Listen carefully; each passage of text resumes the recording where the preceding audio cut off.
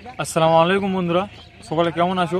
আশা করি সবাই ভালো আছো এবং আমিও ভালো আছি। তো বন্ধুরা, ভিডিওর চলে এলো মর্নিংয়ের প্র্যাকটিস নিয়ে। তো বন্ধুরা, যে মর্নিং প্র্যাকটিস কালকে একটা স্টেপ দিয়েছিল, তো আজকে আরেকটা স্টেপ দেখাতে চাইবো। যদি স্টেপটি দেখতে চায় তো সান্তাজ ব্লগ ফেসবুক পেজটিকে ফলো করুন এবং সম্পূর্ণ মর্নিং প্র্যাকটিসের স্টেপগুলো দেখতে থাকুন। তো স্টেপগুলো দেখানো যাক।